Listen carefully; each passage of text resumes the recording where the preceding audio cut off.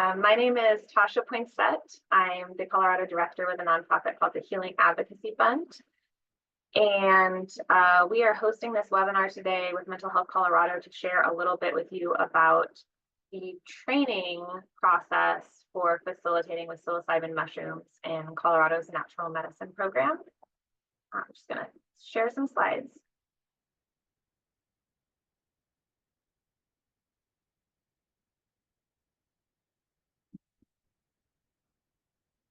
So first, for those that are just joining us for the first time, the Healing Advocacy Fund has a mission of protecting and expanding safe, affordable, state-regulated access to psychedelic healing for all who need it. And we have offices in both Oregon, which is the first state to create a state licensed program for psilocybin, as well as Colorado. And we've been integrally involved over the past year and a half in helping the state of Colorado set up its regulated access model for psilocybin therapies, including a bunch of stakeholder engagement and advocacy work. Sorry, I'm a little distracted because that link is still not working for David, so I'm not sure what to do about it. I'm going to give Josh a chance to introduce himself and see if I can troubleshoot for David, and then I'll be back with you in a second. All right, thanks, Tasha.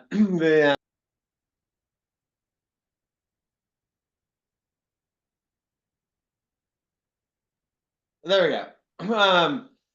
Thank you, Tasha. Thanks everyone for joining us. Hopefully we can get David on here shortly.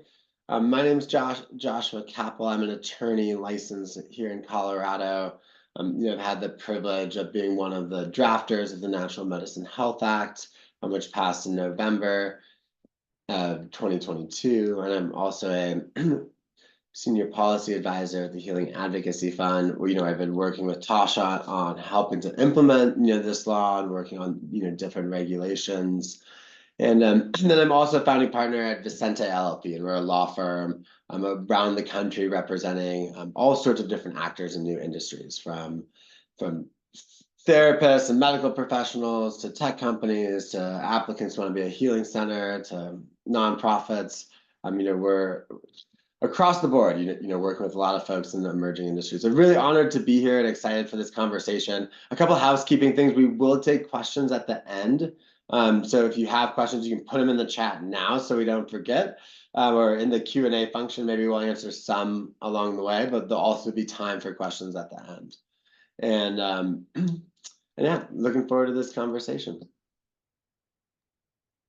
And so, yeah, I unfortunately don't know what to do because that invitation doesn't seem to be going through to David. But just to provide a little context about the partnership with Mental Health Colorado. So this is actually the 5th webinar that Healing Advocacy has done in collaboration with Mental Health Colorado. And we really appreciate the opportunity to partner with them in recognition of the potential that psilocybin therapies and psychedelic therapies more broadly have as an additional tool to support Coloradans and people across the country with their mental health challenges that they're facing. We'd actually love to start by trying to get a little bit more information about you all. So I'm going to go ahead and launch a poll that we have here.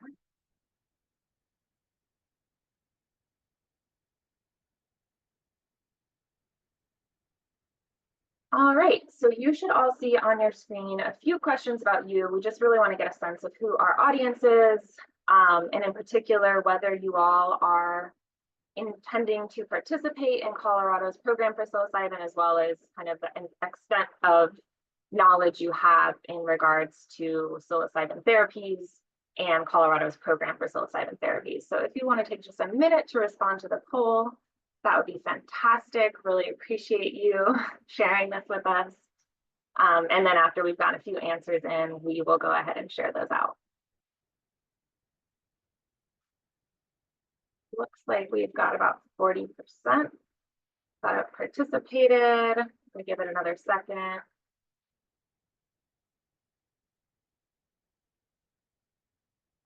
To think when we hit like 75%, I'll go ahead and share it out.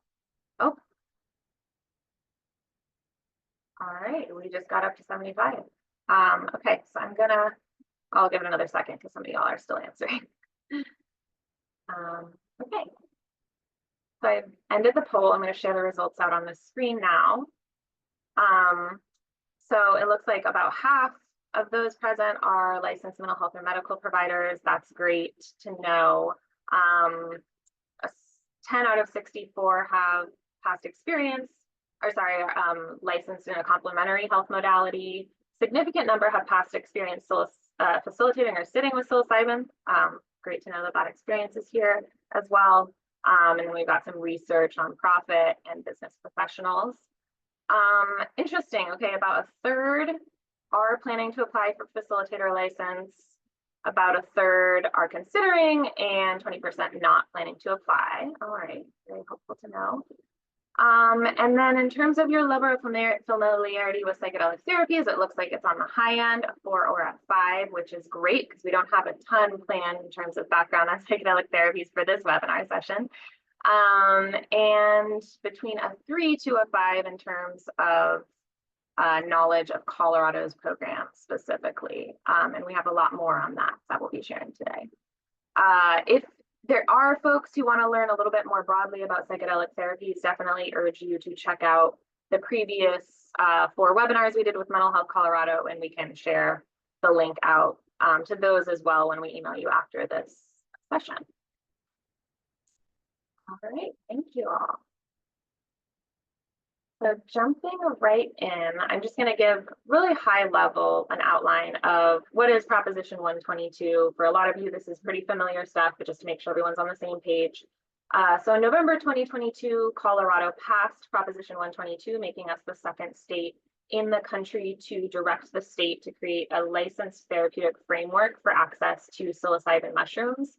And there are really 2 state agencies that are tasked with regulating this new therapeutic model.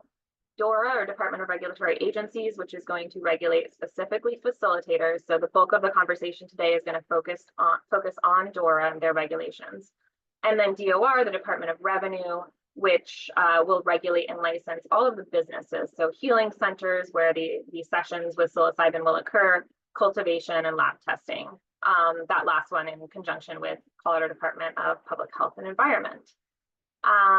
So the rulemaking process can get a little confusing because the 2 agencies are making rules for this program in parallel, which is one of the reasons that we want to host events like this to help clarify, because we know it is a lot to try to keep track of for those who are trying to follow along.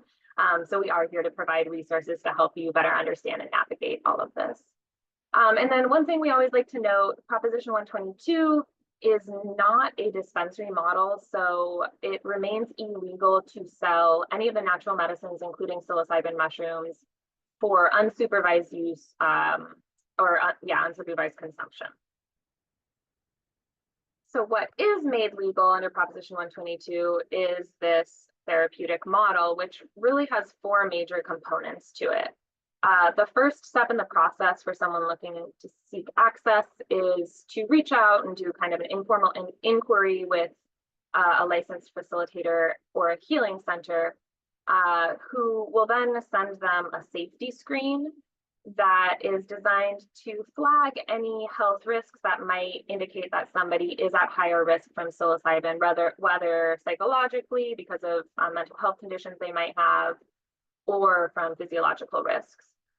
If that health screen does find that somebody is higher risk, there's a few different steps that they may need to go through to continue with services with that facilitator. So it could either be receiving referral clearance or a consultation with a risk review with somebody who's licensed to treat that specific condition. Or it could be working with a different facilitator who has a scope of practice that actually allows them to diagnose and treat that specific condition that's been identified as putting them at higher risk. And all of that has just really been hashed out a bit more in this rulemaking process. So the bare bones were in the law itself, and then those additional details have come through as DORA has continued with rulemaking around this. The second step is preparation, where the person looking to access meets with the facilitator and talks about their goals for the session. They work together to develop a safety and support plan and really talk about what kinds of things might come up with this in this experience, what they want to be prepared for so that they can really hopefully get the most out of the experience. The third step is an administration session, which is actually when they consume the natural medicine and are under the supervision of the facilitator, usually for at least 4 to 6 hours. There are some cases where the effects can last longer, and depending on the dose, it can be shorter, but the state is setting minimums for those sessions, session lengths based on the amount of psilocybin consumed. And the fourth step in the process is integration. Colorado's law does require at least one integration session with the facilitator for the participant to reflect on the experience, process what came up, and really develop a plan for how to integrate that experience moving forward, maybe make changes. It's also a time when the facilitator can recommend referrals to other care providers who might be able to continue that support with the participant, depending on whether or not, again, the participants' needs fall within the scope of practice of that facilitator. So in terms of timeline for setting up the program, we are about halfway through this chart here in July. So the initiative passed in November 2022. Shortly thereafter, the governor appointed a 15-person advisory board to advise on these rules and regulations. And rulemaking formally began in March of this year. Final rules have been adopted just for the facilitator training and licensing piece and are in process, almost final for a bunch of other components of the program. One thing to note, we do not have fees yet. So we still do not know what facilitator licensing fees or healing center or any other licensing fees will be set at, but that's what's coming next when the state wraps up the current kind of depth of rulemaking that they're in the midst of for the bulk of the program. And then the state begins accepting license applications for facilitators, healing centers, cultivation in no later than December 31st of 2024. And we expect the first healing centers to open in May of 2025. So a key piece of Colorado's program that really sets it apart, at least for now, from Oregon, is that we are going to have two license types of facilitator. A clinical facilitator, which is somebody who's trained to facilitate with psilocybin and who holds also a separate clinical licensure. So the key kind of distinction when thinking about whether you would be a clinical facilitator or a facilitator is whether diagnose and treat is part of your scope of practice. Another way of putting it is clinical facilitators hold either a medical or a psychotherapy license. And those clinical facilitators can actually provide natural medicines, which every time we refer to natural medicines, in this case, we mean psilocybin mushrooms, because we're not starting with other naturally occurring psychedelics for this program. So the clinical facilitator can provide natural medicines for the purpose of treating physical or mental and behavioral health conditions. A facilitator, on the other hand, does not require somebody to have a separate license. They might have a separate license. So they might be licensed in acupuncture, massage, or a whole range of other complementary modalities. But they are not licensed to practice medicine or psychotherapy, and therefore it's intended to clarify that they cannot practice medicine or psychotherapy within their natural medicine practice. So those are the differences of these two license types, but really where they align is that the education requirements to become trained as a facilitator at a baseline are the same for both. We'll talk more about that in a minute. And both of them can integrate their secondary licensure within their practice of natural medicine facilitation. So in other words, if somebody is an acupuncturist, they prior to, well, maybe acupuncturist is about it. So there are some limitations on that because there's restrictions around the use of physical touch within the natural medicine session. So that might restrict somebody who's a licensed massage therapist or acupuncturist. But any kind of scope of practice that is a complementary health modality that doesn't involve touch can be incorporated within the practice of facilitation in Colorado. And Josh, feel free to jump in if you would like to. Doing great, Tasha. Thanks. So in addition to those license types, which are both full scope license types, which means that they can independently facilitate with natural medicines, there are two other license types, one of which is the training license, so after somebody has completed the kind of classroom style portion of their training, they can apply for a training license, which allows them to begin to practice as a facilitator and receive compensation while continuing to be in consultation with another more experienced person, which we'll talk more about. And then there's a distinguished educator license, which allows somebody, generally speaking, probably who resides outside Colorado, I think is the intent, to facilitate in Colorado in connection with an approved training program.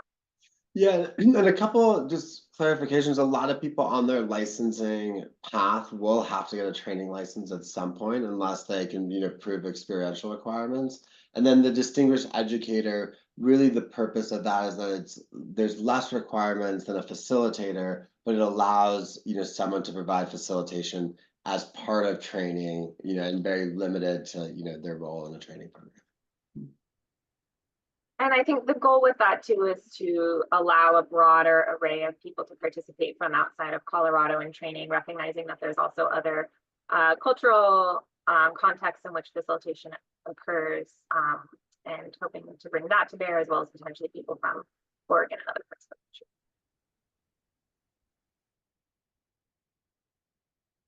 So in terms of the training pathways, there are essentially 4 different ways that you can become licensed.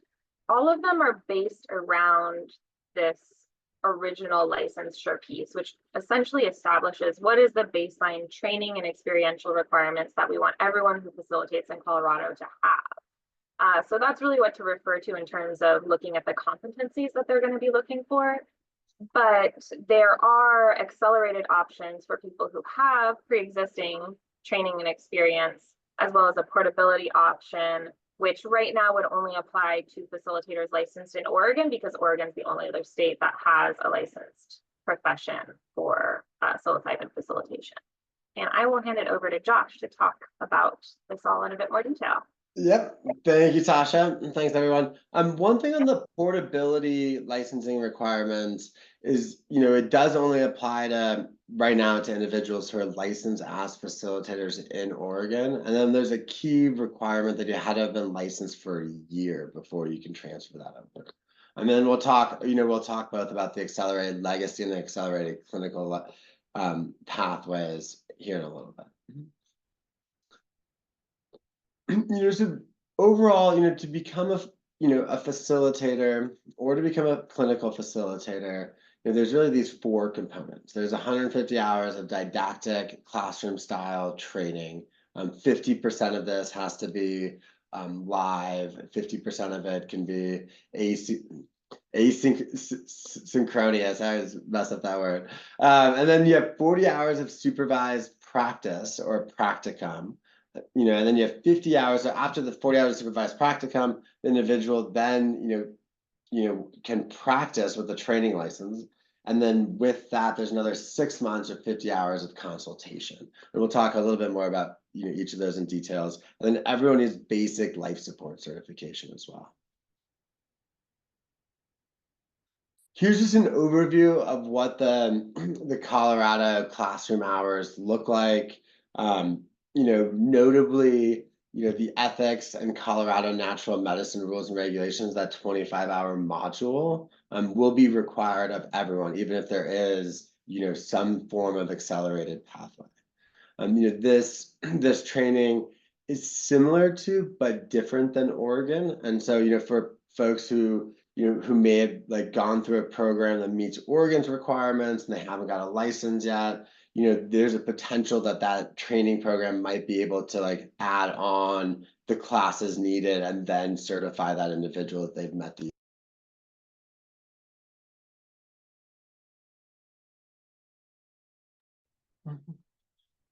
Next slide. All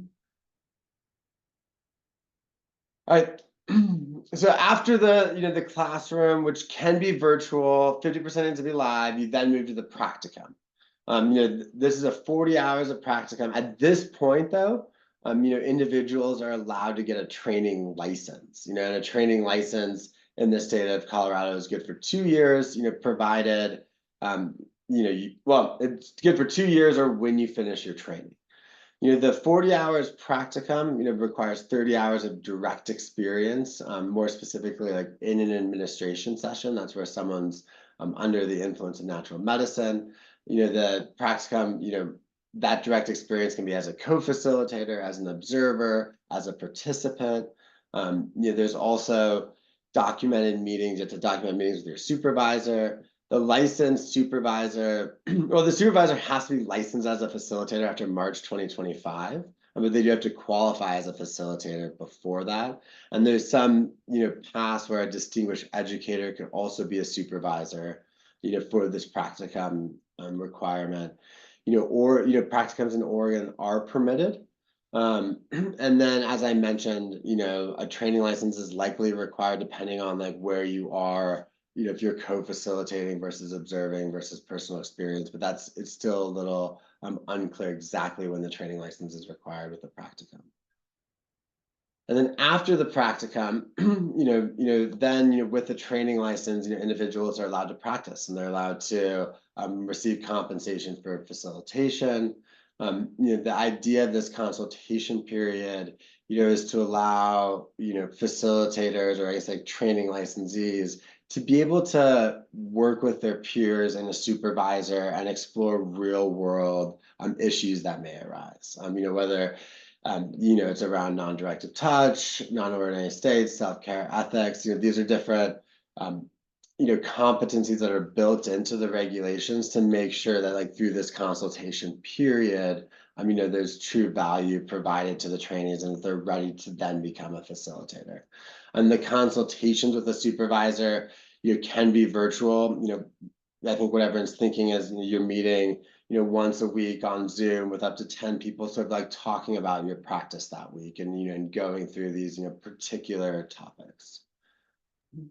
And I think that this list is helpful in thinking about like really what are the core competencies that set facilitation apart maybe from other modalities. Not to say that these aren't factors in other forms of care, but like what do we want to make sure is really central here and that everybody has a working kind of ability to incorporate these. That's right. And for those who might say, well, I've been facilitating with psychedelics for 20 years. Why would I have to go through this training? This seems like a drag.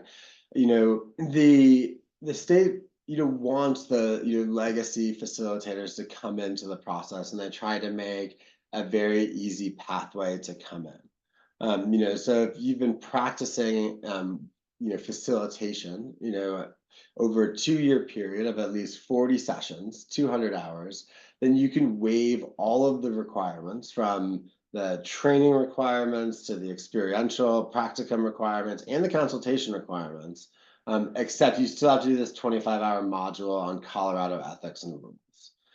There's a lot of questions around, well, what can we facilitate with? That's a question that's been being debated, by the Natural Medicine Advisory Board, and and I think it'll continue to be debated. It hasn't really been answered. The regulations say natural medicine, but does that apply to ketamine? Does that apply to LSD? Like there's all sorts of different substances people might be working with in the past that might be relevant experience, and that question of like what does facilitation mean here has not been answered. And to expect more guidance around it. How the state's looking at this too is that people will need to put together sort of an application proof, like, hey, here's the proof that we've done this, and acknowledging questions that may come. There is some issues of like, well, I've been practicing facilitation in the underground for 20 years, and I purposefully tried to keep that discreet, and now you want me to provide proof. Like, yes, there's some issues around that. Maybe in the questions and answers, we can sort of like unpack, some strategies, but I think we'll get some more guidance around what this looks like as we start to see the forms, developed by the state around applying as a legacy facilitator here.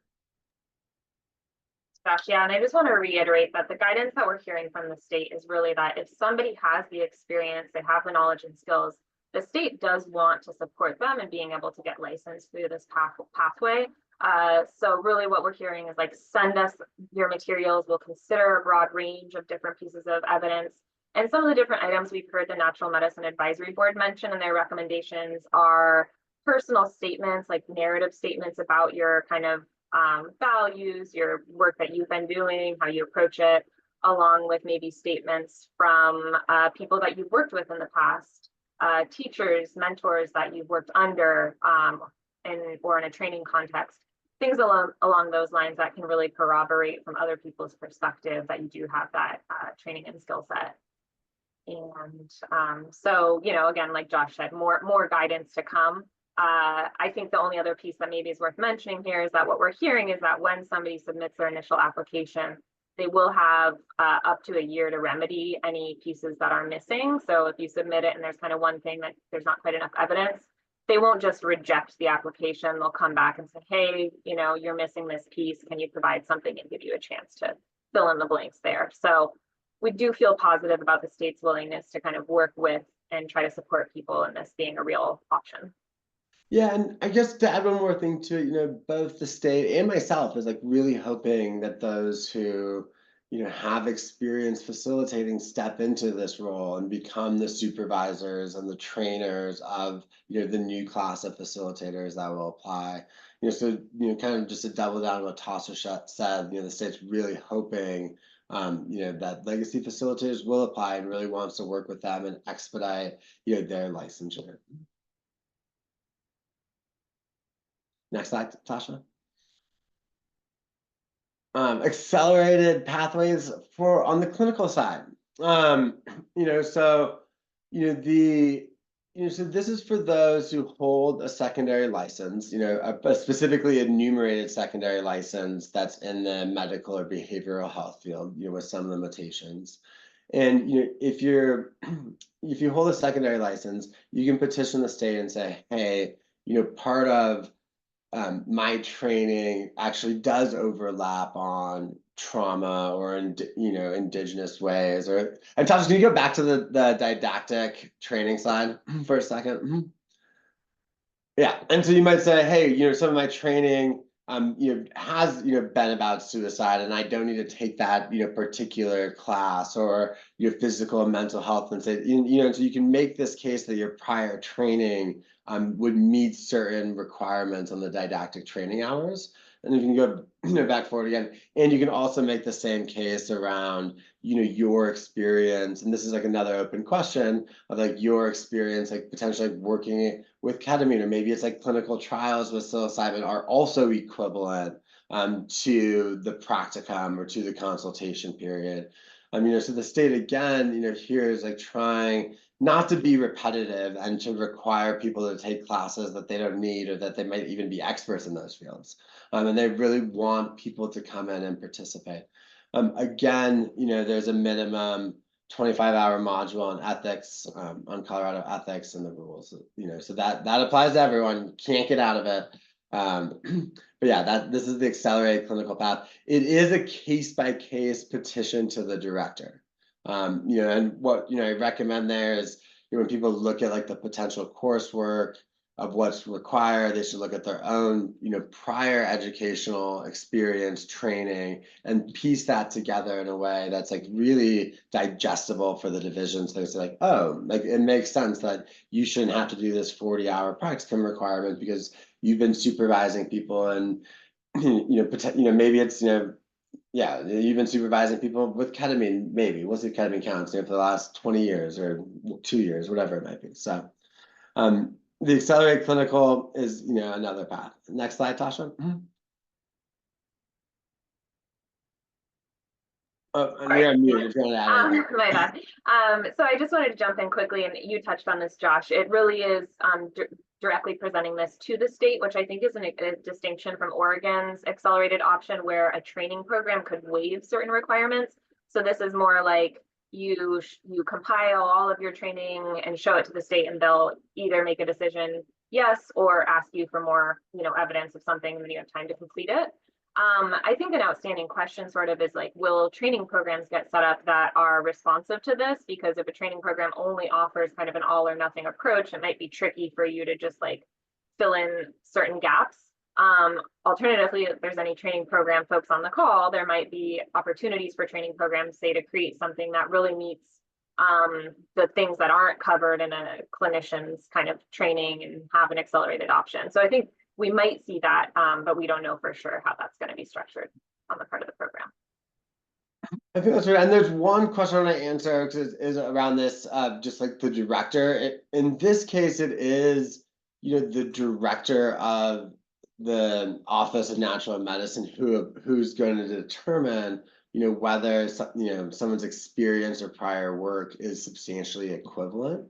Now there is, the potential for the director of a training program to say, maybe for their alumni that, oh, your 150 hours you took 3 years ago, 80% of that, might, come over, and here's, the other didactic hours you need, and then we'll certify you. So there is like potentially a path there, but what we're talking about here with the substantially equivalent is the director of the Office of Natural Medicine, which is Lori Brown at the, right now, and she's great, by the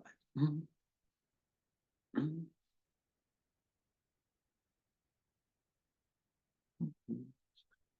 All right, so a lot of people have been asking, well, where can natural medicine services take place? We're still sort of the state's still answering this question. What we know, is that like the rules around training programs, approving training programs, licensure that we just talked about, those rules are final. But there is still 2 more sets of rules that haven't been finalized with DORA, and then DOR as a whole set of rules that hasn't been finalized. And then there's all the fun local government regulations, or maybe not local government regulations around this as well. What we know in like the latest draft of rules, and how the structure is that, for businesses will be able to get a license to be a healing center where natural medicine services can take place. Most likely based off of different surveys by DOR and how the rules are shaping up. This could be therapist offices, this could be different clinics, this could be retreat centers, this could, be potentially existing healthcare facilities, and there's some, issues around, prescribing authority and DEA licensure that people should think about, as you integrate into a healthcare facility with natural medicine services, because natural medicine services are still illegal under federal law. So it's, something to note. And then, the state is currently looking at rules of like, what does it mean to provide natural medicine services in a participant's home, or potentially at a healthcare facility that doesn't have a healing center license. And the rules around this are still being developed.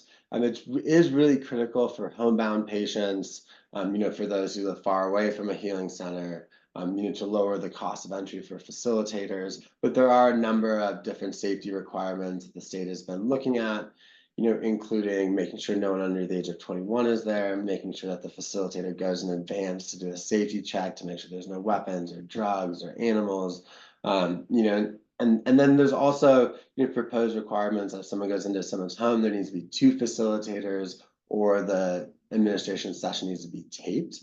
So they're trying to just like create some additional layers of safety, while also balancing the inclusivity and accessibility that's really needed for, homebound individuals. Yeah, I was going to mention, in particularly in cases as well of hospice or end of life care, which we know this can be a really powerful modality for people with anxiety and distress around a terminal diagnosis. So all of those are considerations that are shaping how they're approaching the participant at home option. Yeah, and it's possible, like depending on what the at-home option looks like, that there could be licensed facilitators that just practice in people's homes and not in a healing center. So there's sort of like that potential option as well for facilitators.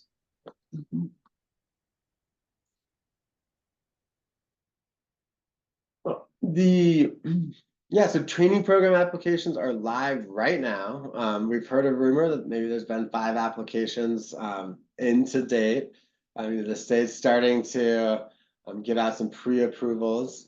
For those who are like looking for, they're trying to decide like, hey, what training programs are for me? There's a couple that we know are applying, like Naropa or the Integrative Psychiatry Institute, that offer programs, especially that sort of like geared towards mental health professionals. These and so these training programs hopefully will have will be up and running ASAP with approved curriculum so people can be licensed on day one, which is January 1st. The next sort of piece is there are rules coming out around standards of practice and advertising. There's draft rules for everything, but these rules just haven't been finalized yet. And the DORA rules on standards of practice, like that includes what I just talked about around home, like at-home facilitation, at a healthcare facility. The DOR rules around healing centers, cultivation, manufacture, testing. They are having their final rulemaking hearing on July 25th for those who want to participate in the process and have a say in what this looks like. You're almost out of time, but there's one more opportunity for you. So, everything's coming together. The program's looking really good. There's a lot of rules really trying to protect the small operator, and we're going to talk about that more too.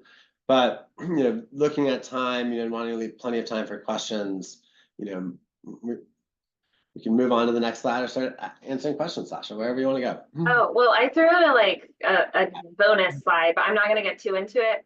Just to mention that the standards of practice are very close to final, and these are the types of topics that are covered in the standards of practice rules. So they really tie into the rules we already have for facilitator training, but get a little more in depth around informed consent, disclosures, what specifically goes on in a prep, administration, and integration session without getting too prescriptive, recognizing that people have different approaches. And then really specific rules around use of physical touch and consent as well. So stay tuned. Maybe we'll do a session on standards of practice once those are final. But yes, we would like to jump into Q&A because we have a lot of questions in the chat. So thank you all for joining us, and let's get into it. All right, Tasha, do I get to ask you questions? Sure, ask me a question. Do you have a price for the facilitator license? I do not personally have a price, nor have we seen a price from the state yet, but that is coming next in the fee setting process. So we should know within the next few months what the license fee is. And and part of the reason why the license fees hasn't come out yet is I think the state's trying to look at the complexity of the regulations they settle on so they can best understand like what the costs of their program are going to be. And so both on the DOR side and the DORA side, they're cash funded programs, so they need to pay for all of the regulatory costs based off of licensing fees. We do know that the training program licensing fees were $10,000. That's not going to be the cost of the facilitator license by any means, but that is the one fee that we have that's out there. So we have another question here. Who will provide the consultation hours, and are they licensed facilitators already? How do you become someone who provides this service? So my understanding, and Josh, jump in at any point, is that training programs are sort of offer a bulk package of the didactic or classroom style learning, the practicum, and then the consultation. The supervisor for the consultation in the language of the rule is not actually required to be a licensed facilitator. It's somebody with significant experience facilitating with natural medicines. That's what I'm reading. So it's a little bit more broad, but they would have to be affiliated with an approved training program. And so it should all happen in conjunction with one of these state approved training programs. And this pairs with another question we got about where is the 25-hour ethics and rules module being offered. That is also a module that training programs could offer as a standalone for people who otherwise have met all the requirements. And of course, for anyone who's thinking of doing a training program in this call, we encourage you to consider that as an option because we do think there will be some demand for just that 25-hour module.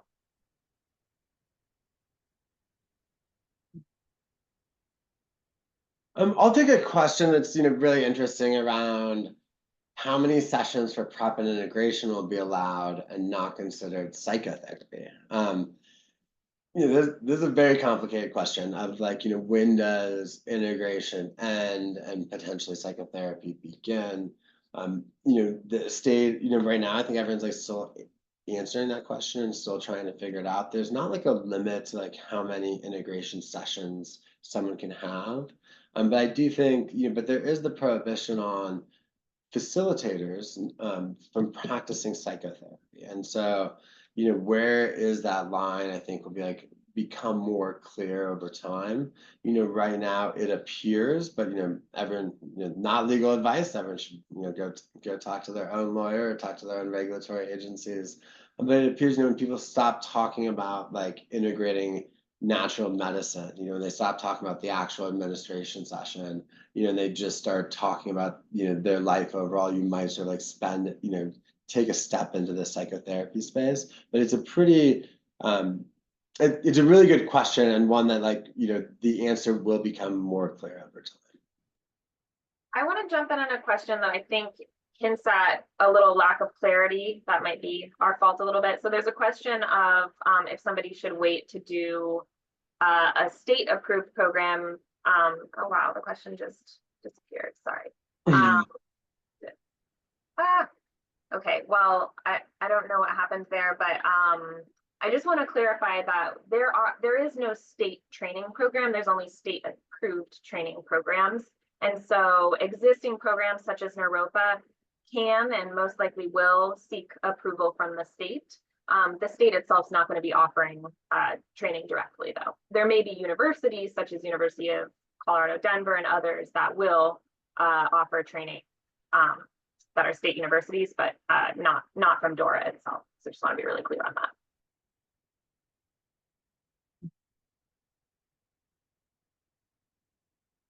I'll take an easy question. There is no residency restriction. In Colorado, people from out of state can apply to become a facilitator. They can apply for a healing center license. There are priority licensing on the business side for healing centers and cultivation manufacturing for individuals who live in certain counties or who might be from a indigenous or federally recognized tribe. But there is no residency requirements.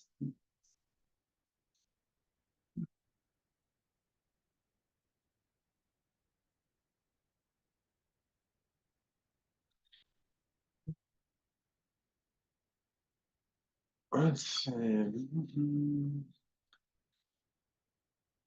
We have another easy one. Do I need to be a medical doctor to participate in this program? No. You do not need to be a medical doctor to participate in the program. If you are a medical doctor and you become a licensed facilitator, then your scope of practice under your license as a physician and your license as a facilitator, can overlap, and you can work with higher risk. You can work with higher risk patients. You can provide clearance that might be mandated, based off of the safety screen. But there's no requirement to be a medical doctor to participate in the program. I will also say for those who are registered with the DEA as a prescriber, there might be particular issues you'd want to unpack, as if you step into this state-based program.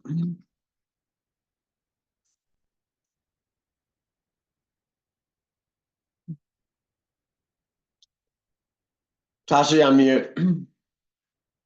Arg. So we have a question. I assume training programs will fill up very quickly once a facility receives approval.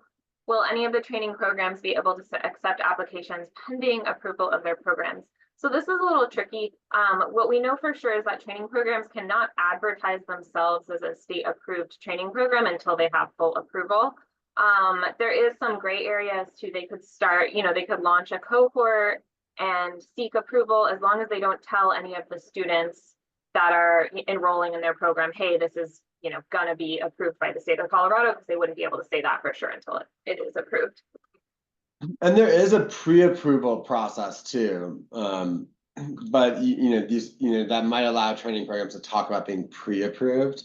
However, they still can't, until they're actually approved, they can't sign off on, or they can't certify anyone that they've met the requirement. But I would say if you're looking into getting trained, I would definitely at least ask them if they have intentions to apply to get approved, which I think is different than them advertising that they are approved.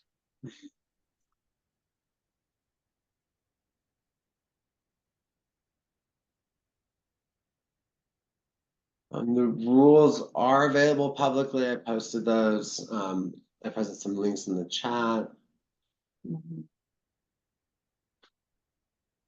So there's a question, how do you qualify for that first stage of application? That includes 150 didactic hours and 40 hours of in-person supervised practice. So really you would be looking for one of these training programs that has been approved by the state, or at least is planning to apply for approval. You would enroll in one of their courses and you would start to complete that. But the burden is on them to show that their curriculum aligns with the state's requirement.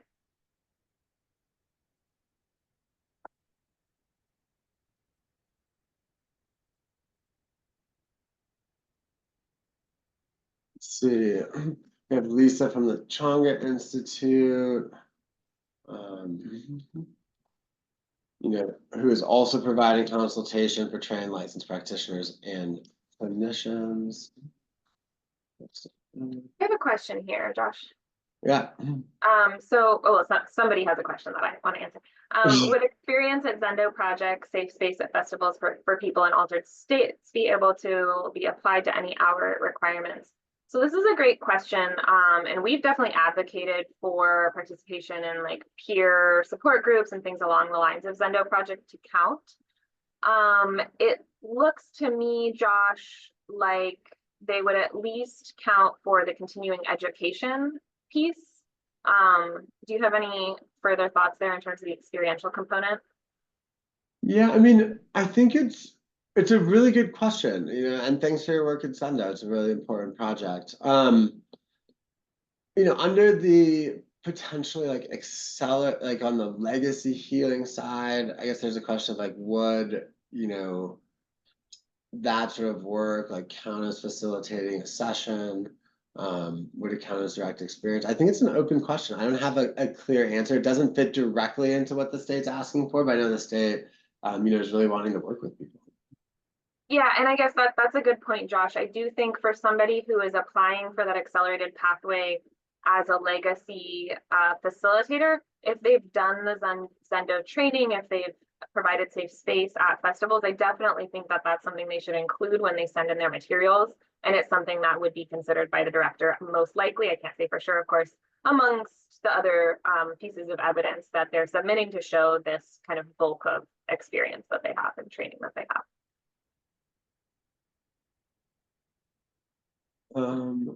Let's see, we have a question around, can you have licensed psilocybin centers in private residences? The current rules around at-home facilitation is the participant's resident, and there's like, rules that require the, one participant in the session to have legal possession or right to use the premise. Now, and those rules are not finalized yet, so stay tuned. Whether or not you could have, a private home license as a healing center is most likely going to be like a local government question, and also like a practical question of like, do you want to stay licensed in a private residence? There's nothing that necessarily prohibits that from happening, but there are other rules or pending rules around licensed premises that might not be conducive to private residences. And there are, though, a lot of local governments have home occupation rules, and so in theory, and they allow a lot of home occupation rules allow a massage therapist or a body worker or others, even like a LPC to operate out of their home for a home occupation. It's unclear how local governments will treat how local governments will treat healing centers. My guess is we won't see it, but it's not impossible.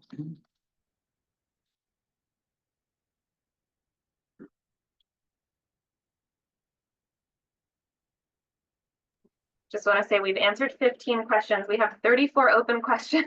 So we might not have scheduled enough time for this session. Maybe we should just do Q&A next time.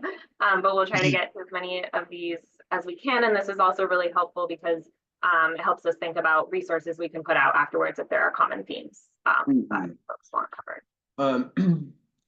And our good friend Mickey has a question about the 40 hours of direct supervised experience for the practicums. Does this include administration prep or integration?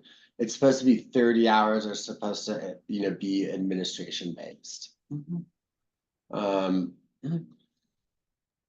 Sean McAllister, another great attorney in the space who helped on the campaign, also one of the co-drafters. As a question around secondary licenses like massage, you can practice that during facilitation. Not really, actually. So there's a list of licenses that qualify for a clinical facilitator license, and you're allowed to sort of like integrate that license into your facilitator license. And then there's the other 40 licensed professions by DORA that you may or may not be able to integrate. And so massage therapy is a really good question. These rules aren't finalized yet, so they could change. But how the latest draft was there's specific rules around touch and supportive touch, and having a supportive touch contract in advance before an administration session, and having very clear boundaries. And the rules actually clearly say that if you have another license, you can practice under that license unless it violates the standards of practice of the facilitator. So like in this case, a licensed massage therapist wouldn't be able to practice massage during facilitation if it violated the rules around supportive touch.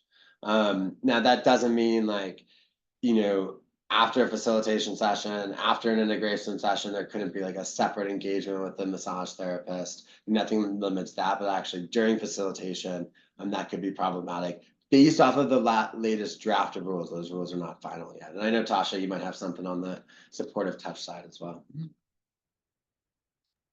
I was actually responding to a question in writing, so I don't. Okay, never mind then.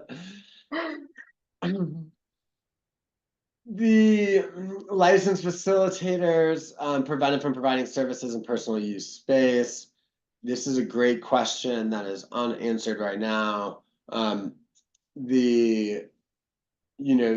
Licensed facilitators should be able, depending on the latest draft rules, go into a participant's home, provided they meet certain factors. I don't think nothing prohibits that person, from working with natural medicines on their own accord separately. There are rules around, licensed healing centers and licensees not using natural medicine on a licensed premise. So, so that's a draft rule. That's a factor. So, long answer to the short question is we'll see. We've got a question here. Where do physical therapists fall? We can diagnose and treat through direct access. Will be allowed to be a clinical license holder? So the short answer is no. So I might have overstated the diagnose and treat part. Really, it is anybody who is licensed specifically to practice medicine or psychotherapy, which then in turn do allow them to diagnose and treat within their scope of practice. That said, you can absolutely be a facilitator and be a physical therapist. There are going to be restrictions around touch unless something changes in the near future. There's been a lot of conversation around expanding to allow people that are licensed to provide touch within their secondary modality to incorporate a broadened range of touch, but so far the state has not accepted those recommendations or requests. Maybe that's what Josh was getting at earlier. But what you could do is work with a physical therapy patient, shift over to facilitating with them, and then shift back to physical therapy with the same person. So you could still incorporate physical therapy with touch. And I acknowledge or recognize that physical therapy doesn't necessarily involve touch, but if you wanted to integrate that, it could happen prior and post the actual prep, administration, and integration.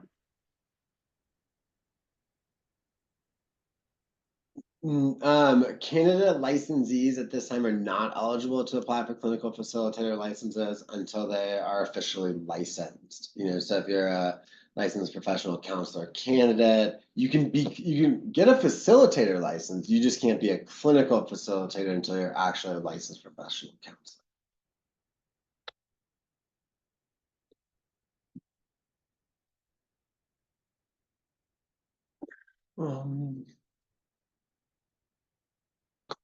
So previous Training programs like MAPS or Naropa coursework can be counted in consideration for accelerated licensure. It's complicated. So as a clinical facilitator, yes, if you're applying as the clinical facilitator, you can take any of your educational experiences and say, yes, this counts. If you're applying as a normal facilitator, you might need to go back to Naropa and say like, hey, what courses do I need to finish this certificate for Colorado? And it's still a little unclear what that pathway looks like, but it's not necessarily like off the table.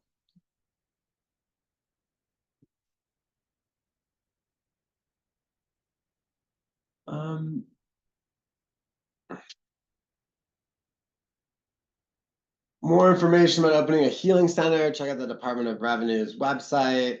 The Natural Medicine Division of the Department of Revenue, that's where they have rules around, information on opening a healing center. You can also shoot me an email, or Sean McAllister is also on this, and we can help you as well. What else, Tasha? We got 2 minutes. Got a question. What organizations will be providing certification of the programs providing training? So this will happen within the Department of Professions and Occupations, within the Department of Regulatory Agencies. And they have already opened the application portal for approved training programs.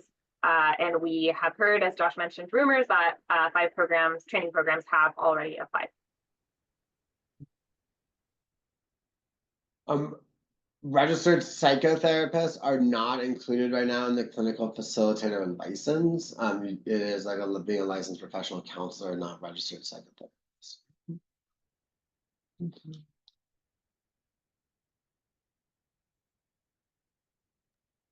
Oh, so here's a question. At what point in the training process are you eligible to begin practicing with clients? Is that when you get the training license and begin undergoing consultation? So yeah, the way it's written, you have to complete the entire didactic portion, which is kind of all the coursework. Once you've completed that, you can apply for a training license, which allows you to begin to facilitate, but you'd have to first complete your practicum, which is that 40 hours, which is supervised. And then you would start your consultation period, which you can be facilitating without somebody present physically with you in the room, but you need to be in consultation with your supervisor for 50 hours.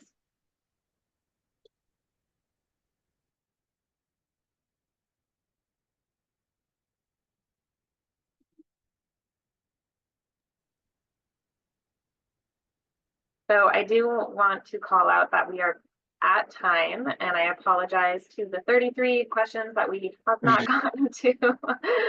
We will do our best to follow up with you. This is definitely quite a robust response here, which I think is great. It shows there's a lot of interest and a lot of unanswered questions. So we will look at options to continue this conversation, either webinar style or possibly meetings or other kind of events where we can hopefully develop a clearer working knowledge of all of this, because we recognize that it is a lot to sift through and it's complicated. Yeah, I know. I feel like every time I looked at how many questions we had, they just kept going up. But yes, we'll, noted on all the questions, and we'll try and, figure out ways to like give people good information, in a efficient and cost-effective way. And, because this program is really going to work with everyone, and so we need everyone to participate. And if you haven't already, definitely recommend subscribing to our newsletter, which you can do through our website, healingadvocacyfund.org. And we will try to get out information addressing a lot of these common themes. So thank you all so much. Really appreciate you joining us and taking the time, and look forward to being in conversation with you.